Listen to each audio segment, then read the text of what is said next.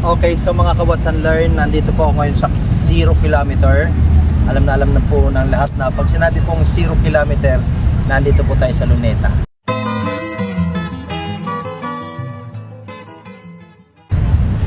So after 20 years po, ngayon lang po ulit ako nakapasyal. At gusto ko lang pong ibahagi sa inyo yung mga pagbabago. Gusto ko lang ibahagi sa inyo yung mga pagbabago. Nung ako'y pumapasyal pa dito ako nagtatrabaho dati sa UST sa Dapitan. Napasyal kami dito nung mga tanghali, pag araw ng linggo, lalo na sa gabi. So mayroon pong pagbabago, marami na pong pagbabago. Ito tong area na to, okay pa po ito. Yan pa rin po yung dati. Pero dito po sa banda rito, tara samahan niyo po ako. Dito po sa banda rito, meron po kasing lugar dito na kung tawagin ay yung Waray Place.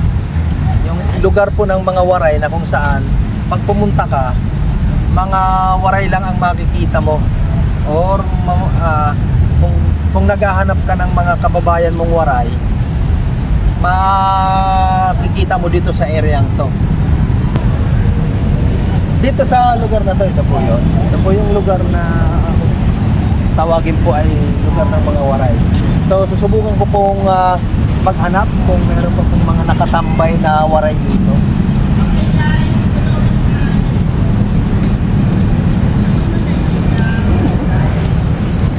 So ito po yun. Ayan, ito po. Ayan. So batay po sa aking observation kanina, parang wala na po akong nakikitang mga nakatambay na waray. Parang ako na lang po ang waray na nandito. Pero dati po, basta gusto mong tumambay dito, may makikilala ka at may mga waray. Lugar po ng mga waray ito. So ngayon, dito naman po sa area dito, sa banda roon, may hinahanap ako eh. Tara. Okay, so punta naman natin yung area po na kung saan medyo bago lang to eh. Napakagandang ano to eh, tanawin pagdating ng gabi. Tawagin po natin Dancing Fountain. So hindi po natin ma-appreciate ngayon kasi siyempre maliwanag. Pero mas maganda kung gabi yan kasi makikita nyo yung yung tawag dito yung lights. Makikita nyo. So sa ngayon, puro tubig lang ang makikita natin. Pero kailan lang po yan, dati po nung mga dito ako nagtatrabaho, wala po pong masyadong ganyan, no? Diba? So yun po yung mga pagbabago.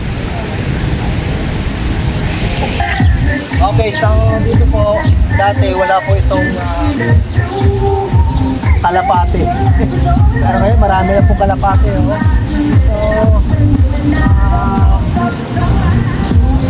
So bago din lang po ito. Wala pong masyadong kalapate dito.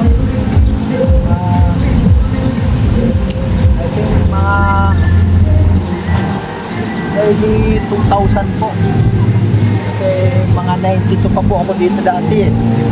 Yan. So may nahanap lang ako rito. Isa pa hindi ko makita po rito ay yung rotonda. Yung rotonda po na kung saan doon kami nag-i-skateboard o nag-i-skating kami. Pagdating po ng gabi ng linggo, so ang dami pong tao nag-i-skating. So yun po ang hindi ko na makita ngayon na wala na po.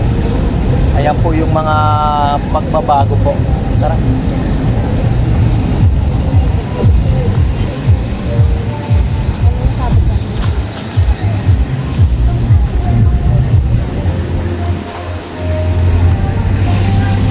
Ayan, ito po si Kuya magpapatunay na dating may skating po dyan. Mga 90s. Ngayon wala na. Yun ang hinahanap ko kasi pagdadating ng linggo noon, ng gabi, ang dami nag-i-skate. Marami nag-skating. At marami ako nakikilala. Oo, marami nakikilala, maraming kids siyempre. Marami. Ayan. So sinasaman yun, mga pagkakataong yun.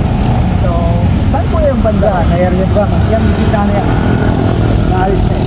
Ito yung, Bawal na pumasok doon. ang yan oras yung lumuksan yan. So, tatanawin na lang natin. Tara. Thank you. Thank you. Tsaka isa pa po, Araw-araw makita. tsaka isa pa pong malaking pagbabago. Ito pong, ano yan, yung building na yan. Yan po ay wala po dati yan. So, makita nyo yung view. Na wala po yung view. Nakita nyo yun. Wala po dati yan. So ayan, tumawid po kami para po ituro po sa inyo ang area kung saan po nag-skating kami. Pabilog po yun.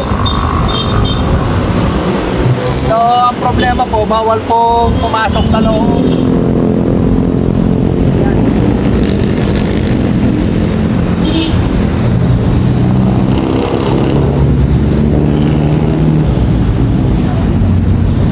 Bago po yan, wala po yan dati.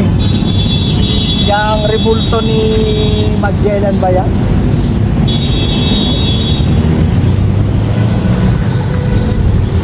So kung nakikita nyo po, ayan. Kung nakikita nyo po yung areang yan po yung sinasabi ko sa inyo na meron pong circle dyan kung saan nag-skating kami noon. Wala na po yan. Tapos doon sa kabila po ay parang ano siya parang aquarium na may tubig, tapos mapa po ng ng Pilipinas doon sa kabila. Nawala na rin po doon. Ayan, yan po yung aming sinasadya dito noong kami ay namamasyal. Basta po kasi ang aming day off po noon ay Linggo, dito po kami nagpupunta. Ayan.